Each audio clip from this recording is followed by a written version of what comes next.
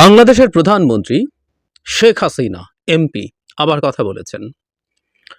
এইবার যখন কথা বলেছেন তাকে অবশ্য বাংলাদেশের প্রধানমন্ত্রী শেখ হাসিনা এমপি এসব বলা হয়নি।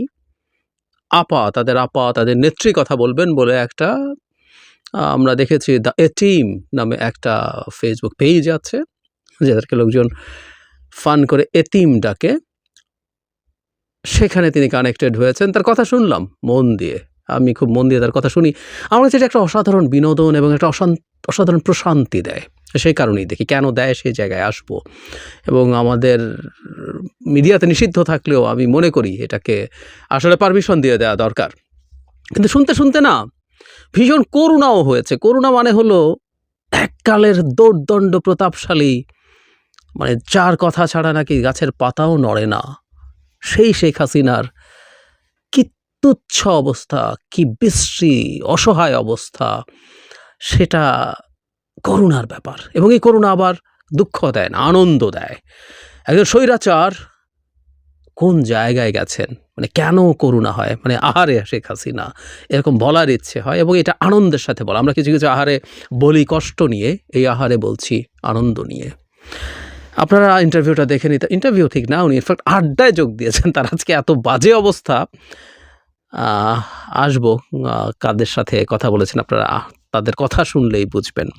আচ্ছা, উনি অনেকগুলো কথা বলেছেন। আমি ঠিক জবাব দেব না, জবাব দেওয়ার কিছু নাই। ক্ষমতা হারানোর শোকে উন্মাদ হয়ে যাবে। শুধু ক্ষমতা হারানো না, ক্ষমতা হারানোর পর সেই জায়গায় বসেছেন এমন একজন যাকে তিনি জেলের ভাত খাওয়াতে চেয়েছিলেন, ডক্টর ইউনূস। মানে শেখ হাসিনার পতনে তিনি যত দুঃখ পেয়েছেন, কাটা গায়ে নুনের ছিটা বলে না, সেই ছিটা হয়েছে ডক্টর ইউনূস তারপর ক্ষমতাটা পাওয়ার ক্ষেত্রে। ট্রুলি তাই। এটা প্রতিবার তিনি যখন কথা বলেন এই আগুন চেপে রাখতে পারেন না, উগরে দেন। কি কি বিষয়ে কথা বলেছেন আমরা প্রেডিক্ট করতে পারি, তারপর আমি একটু জাস্ট বিষয়গুলো উল্লেখ করি। আমাদের নাকি বাজেটে টাকা নেই, উনি অনেক টাকা রেখে গিয়েছিলেন। সামাজিক সুরক্ষা ভাতা বন্ধ, দু একটা একটু কমেন্ট করি। এর মধ্যে বিভিন্ন রকম ভাতার কথা বলেছেন, মুক্তিযোদ্ধা ভাতা ইত্যাদি ইত্যাদি। এটা বন্ধ রাখা হয়েছে। আসলে তারা চুরি করে গেছে, উল্টো পাল্টা লোকের নামে দিয়ে গেছে। অন্তত 50% অ্যাটলিস্ট, এটা সেই সরকারের সময় বলা হয়েছিল। সেগুলো রিচেক করা আছে, তবে সরকার এগুলো একটু ফাস্টার করা দরকার। পুলিশকে নিয়ে বারবার কথা বলেছেন, আমি এই জায়গায় আসবো। এখানে একটা আমাদের কেয়ারফুল থাকতে হবে। ডক্টর ইউনূসের প্রসঙ্গ যখন এসছে, সুদখোর এই করছে, ওই করছে, গরিবকে সুদ দিয়ে শেষ করে ফেলছে, তিনি জেলে থাকার কথা ছিল, সেই মামলা তুলে ফেলেছে। এই ক্ষোভ তার আসলে যায় না। ডক্টর ইউনূসকে একদিনের জন্য হলেও জেলের ভাত উনি খাওয়াতে সম্ভবত চেয়েছিলেন, বাট শি ফেইলড। এর ছাড়া উনি ওনার ঋণ নিয়ে কি করেছেন না, মানে ট্যাক্স নিয়ে কি করেছেন এসব কথাবার্তা। খুব হুমকে দিচ্ছেন, 32 নম্বর পড়িয়ে দিয়েছে তাই এদেরকে ছেড়ে দেওয়া যায় না।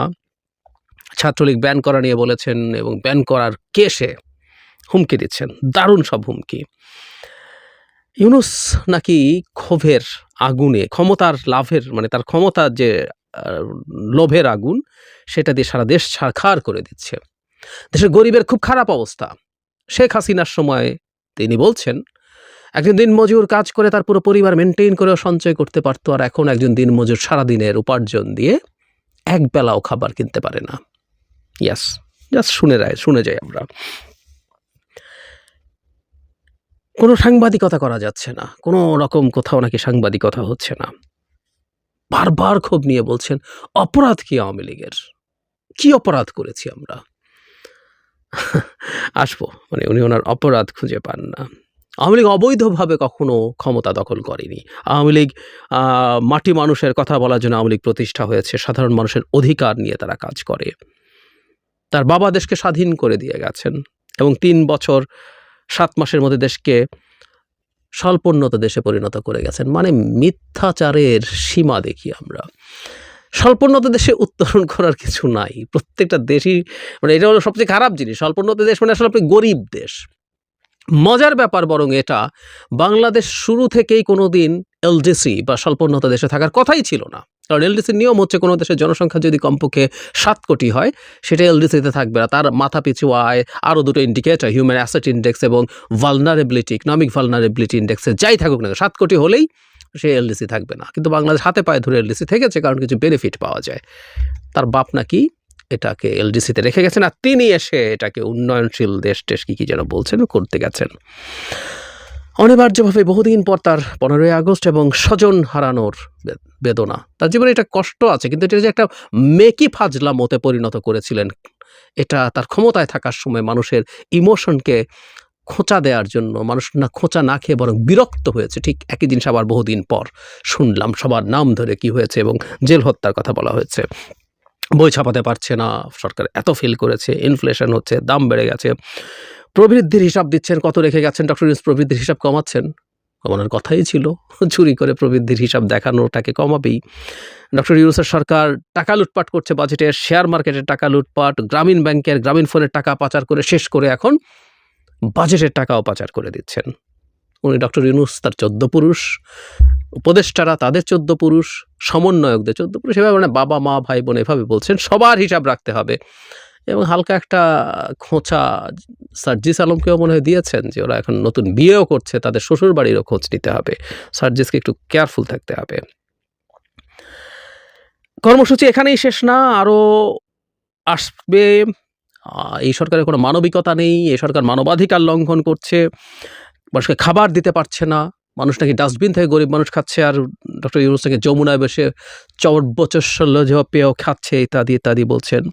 উনি বেশি দূরে নাই, উনি আছেন, উনি দেশেই আছেন। 5 আগস্ট 2 বোনকে নাকি হত্যা করতে চেয়েছিল, 15ই আগস্ট যে কাজটা সমাপ্ত করা যায়নি, সে অসমাপ্ত কাজ শেষ করার জন্য এসছে এবং ওনাদেরকে বাঁচিয়ে দেয়া হয়েছে। ওনারা আল্লাহ তাদেরকে বাঁচিয়েছেন। মানে এই ভদ্রমহিলার মুখে আল্লাহ শোনা, এটাও একটা অসাধারণ। ইনশাল্লাহ, আল্লাহ বারবার বলেন।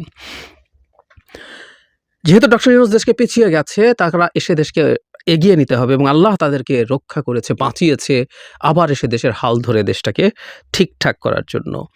সংবিধান বাতিল করার হুমকি দিয়েছেন, এত বড় দুঃসাহস, কর্মসূচি করতে বলেছেন। এবং একদিন বিক্ষোভের দিন, এটা আমি জানি না সরস্বতী পূজার দিনই ছিল কিনা, এটা যেহেতু একদিন আগের, নাকি অন্য কোনো পূজার কথা বলছে, যেহেতু পূজা আছে তাই ওই দিন বিক্ষোভ না দিতে, এতে বিরাট সমস্যা হয়। মানে আওয়ামী লীগের কর্মসূচি এত ভয়ঙ্কর যে ওই দিন পূজার ডিসরাপশন হয়ে যাবে, সুতরাং এটা না দিয়ে তোমরা লিফলেট দাও, সবার দিকে উনি খেয়াল রাখতে বলছেন। পুলিশকে নিয়ে দফায় দফায়, এবং সেই অন্তঃসত্ত্বা কনস্টেবলের গল্প উনি প্রায় বলেন, যেটা মিথ্যা, এবং এটা তার নতুন এক দোসর বেরিয়েছে নবনীতা চৌধুরী, সেও একই কথা বলেছে। মানে পুলিশকে কিভাবে মানে পেটানো, ঝুলিয়ে রাখো, এটা করেছে, হাত পা নাকি কেটে ফেলেছে, ক্রমাগত পুলিশকে নিয়ে কথা। এবং তার এই জায়গায় কয়েকবার তিনি এই কথাটা বলেছেন ঘুরে ঘুরে পুলিশের উপরে। মানে আমরা আগে একটা কথা বলেছি, সেটা হলো দেশে যা যা ঘটেছে, এত মানুষ মারা গেল, এত মানুষ আহত হলো, সেটা নিয়ে কথা নেই। পুলিশকে তারা উস্কাচ্ছেন, আমি এই কথাটা বলতে গিয়েছিলাম। আমাদের পুলিশ যে ঠিকঠাক মতো কাজ করছে না, পুলিশের নিশ্চিতভাবে শেখ হাসিনার যখন মুভমেন্ট হচ্ছে এবং পালিয়ে গেছেন, তারপর পুলিশের ওপরেও কিছু ঘটনা ঘটেছে, উইচ ইজ ট্রু। এটা একটা যুদ্ধ হয়ে গিয়েছিল, সেই যুদ্ধে কিছু ঘটনা তো ঘটেছেই, এবং সেই ট্রমা পুলিশের থাকবে না, নট নেসেসারিলি থাকতেই পারে, অস্বাভাবিকও না। এবং সেটা নিয়ে আমরা পরবর্তীতে কি করব, আমাদের এই অ্যাকিউট অবস্থাটা শেষ হোক, তারপর দেখা যাবে। কিন্তু এই উস্কানি কিন্তু আমি এখন বিভিন্ন জায়গা থেকে দেখছি। পুলিশের মৃত্যুর সংখ্যাটাকে, মানে কোথায় রাউন্ড 50 পুলিশ মারা গেছে, সেটাকে 3000 4000 সংখ্যাটা প্রতিনিয়ত বাড়ানো হচ্ছে। সব ক্রমাগত উস্কানি আছে, এই জায়গাটা আমাদের একটু খেয়াল রাখতে হবে। যে জিনিসটা বলছিলাম, মানে শেখ হাসিনাকে নিয়ে, তার কথা নিয়ে, কথা বলা নিয়ে যতবার বলি ততবার এই কথাটা বলি, অনেকে পছন্দ করেন না যে তাকে নিয়ে আলোচনার কী আছে, তাকে আলোচনা দিয়ে গুরুত্ব দিচ্ছি। ওই যে বলছিলাম যে আহারে শেখ হাসিনা, এই আহারেটা খুশির আহারে, তার তুচ্ছ অবস্থা দেখার আনন্দ। একটা দুজন মানুষ আপনারা দেখবেন, তাদের কথাবার্তা, তাদের অ্যাটিটিউড, তাদের বহুজনের আওয়ামী লীগকে সার্ভ করার যেভাবে তারা চাইছেন, সেই মানুষগুলোর সাথে ওখানে গিয়েও তাকে কানেক্টেড হয়ে এখন কথা বলতে হয়। এই করুণ অবস্থা শেখ হাসিনার, এই করুণ অবস্থা শেখ হাসিনার। মাঝে মাঝে তো 2-1টা জায়গায় সকল জনসভা বা সমাবেশের মতো করিয়ে সেখানে বক্তৃতা করেছেন। এবার এরকম একটা অত্যন্ত তুচ্ছ ধরনের দুজন মানুষ, যাদের কারো কারো বিরুদ্ধে মানে বিভৎস সব অভিযোগ আছে, নোংরা সব অভিযোগ আছে, এরকম মানুষদের সাথে উনি এখন তাদের সাথে লাইভ কনভারসেশনে যুক্ত হয়ে কথা বলছেন। আহারে শেখ হাসিনা, দেশে থাকার সময় এটা করছে, সে সেটা করছে, টপ ব্যবসায়ীরা তেল দিচ্ছেন তাকে, গান গাইছেন তার জন্য, প্রথমত আমি তোমাকে চাই, দ্বিতীয়ত তোমাকে চাই। কেউ কবরে যেতে চান, কেউ মৃত্যুর পর তার সাথে থাকতে চান, তার নামে স্লোগান দিচ্ছেন শিল্পী, সোকল্ড শিল্পী, কবি সাহিত্যিকরা, তার পেছনে দলের লোকজন তো আছেই, আমলারা, মানে কে না, কে না। সেই শেখ হাসিনা আজকে থার্ড ক্লাস কিছু লোকের সাথে গিয়ে তাদের সাথে কনভারসেশনে অংশগ্রহণ করছে। ভীষণ আনন্দের ব্যাপার। মানে আমার কাছে শেখ হাসিনা এবং তার এই রেজিম ক্ষমতা থাকার সময় একটা জিনিস মনে হতো, এই একটা জিনিস দেখা দরকার, এই একটা জিনিস কি দেখতে পারবো, অনেকের মনে হতো। সেই জিনিসটা দেখা হলো। সেই জন্য শেখ হাসিনা যখনই কথা বলেন এই ফালতু তৃতীয় শ্রেণীর কথা, এবং উনি মনে করছেন এই কথাগুলো বলে আবারও মানুষের সাথে কানেক্টেড হওয়া যাবে। তিনি সবাইকে বলছেন তোমরা জনগণের সাথে যুক্ত হও। আওয়ামী লীগ যদি জনগণকে সার্ভ করতে চায়, তারা জনগণ থেকে যত ডিস্টেন্স রাখবে জনগণ তত ভালো থাকবে। আর এই একই কথা, এই একই পুরনো পেঁচাল, উনি মোটেও কথাবার্তা অ্যাট্রাকটিভ না, বাক্য গঠন ঠিক নেই, ভয়েস সুন্দর না, কথা স্টাইল ভালো না, নাথিং ইজ দেয়ার। পাওয়ারে ছিল বলে লোকজন তাকে চাটতো, এখন মনে করছেন মানুষকে এটা দিয়ে উনি আবার ইয়ে করবেন পতিত হওয়ার পর। Sorry, very bad choice Sheikh Hasina, very bad choice. কিন্তু উনি করছেন একই রকম কথা, সেই আগের মতো কথা, কিন্তু এখন আর হাততালি দেওয়ার লোক নেই, এখন আর তেল মারার লোক অত নেই, কিন্তু উনি বলছেন ভাল লাগছে। এবং ওইটাই বললাম যে তারা ভীষণ রকম ভুল পথে আছে, এটা যতবার দেখি ততবার ভাল লাগে। তিনি নাকি দেশে আসবেন, তিনি দেশে আসবেন এই কথা যতবার বলবেন, আওয়ামী লীগের যদি কোনো পুনরুত্থানের সম্ভাবনা, পুনরুজ্জীবনের সম্ভাবনা যদি ২০-২৫ বছর পরও থাকে, সেটা আরও দূরে যেতে থাকবে। তিনি, তার বোন, একটা পুরো পরিবার ডাকাত, একটা পুরো পরিবার মাফিয়া। এমনকি তাদের পরিবারের যে সন্তানটা ব্রিটেনে থেকে বড় হয়ে ব্রিটেনের এমপি হয়েছে টিউলিপ, সেও ডাকাত হয়ে গেছে। এটা এমনই অভিশপ্ত পরিবার। সুতরাং তারা যদি যতই বলতে থাকবেন, তারা আছেন, তারা দেখবেন আল্লাহ তাদেরকে বাঁচিয়ে রেখেছেন। আমি আগেও একদিন বলেছি, আমি রিপিট করি কথাটা, আল্লাহ তাকে আসলে বাঁচিয়ে রেখেছেন তাকে প্রতিদিন মৃত্যু দেওয়ার জন্য। শেখ হাসিনার মতো একজন নার্সিসিস্ট, একজন হিউব্রিস সিনড্রোমে ভোগা মানুষ, যিনি নিজকে গডের মতো কিছু মনে করতে শুরু করেছিলেন, সেই মানুষের ক্ষমতায় নেই। প্রতিদিন ঘুম থেকে উঠে, বা আদৌ ঘুম হয় কিনা জানি না, সে উঠে এটা দেখে, এর চাইতে বিভৎস কষ্টকর কিছু নেই। মৃত্যুর জন্য তার জন্য বেটার অপশন ছিল। এবং উনি উঠে দেখেন ডক্টর ইউনূস ক্ষমতায়। এটা যে বললাম কাটা ঘায়ে নুনের ছিটা। ওনার ফেসটা দেখার খুব কৌতূহল হচ্ছিল। মানুষের অনেক কিছু তো আসে, যদিও তারা এখন বিরাট লম্বা লম্বা কথা বলে, কিন্তু ফেস দেখায় না। আমরা মিস্টার আরাফাতকে ইন্টারভিউ দিতে দেখেছি, নিরাপত্তার কারণে তারা ফেস টেস দেখাচ্ছে না। আসলে ফেস দেখান না কেন আমরা বলতে পারি, কারণ প্রচুর মেসেজ আমরা ফেস থেকে পাই। এই শেখ হাসিনার ফেস আমরা যদি কেউ দেখব, ওনার বয়স যা দেখা যাচ্ছিল, ক্ষমতায় থাকার তো একটা ভাব আছে, জোশ আছে, অরা আছে, তেলে ভাব আছে, এগুলো সব শেষ। উনি একজন ডিফিটেড, যাচ্ছে তাই ডিফিটেড মানুষের লুক তার আছে, সেটাই দেখতে দিতে চান না। অন্তত এটা সামলে ওঠার জন্য যতটা সময় লাগে নেবেন, তারপর ভিডিও কলে আসবেন। একটা বটম লাইন আছে, সব কিছু বলার পর আবার একটা কথা বলি, একটু স্ববিরোধিতা শোনাতে পারে। শেখ হাসিনার কথা বলার বিরুদ্ধে আমাদের সরকারকে ক্রমাগত চাপ প্রয়োগ করতে হবে, এটা বন্ধ করার চেষ্টা করতে হবে। এটার দারুণ একটা পজিটিভ দিক আছে। আমি প্রায় বলি যে এটা মানেই হচ্ছে আমাদের আনন্দ, এক ধরনের আমাদের তো ইনস্টিংক্ট আছে, ইড আছে, সো কত ইনবোর্ন ইনস্টিংক্ট আছে।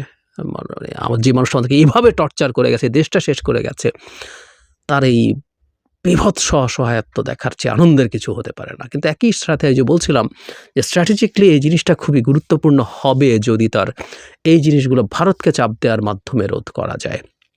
সরকারের সেই চেষ্টাটা চালিয়ে যেতে হবে, দেখা যাক কি দাঁড়ায়।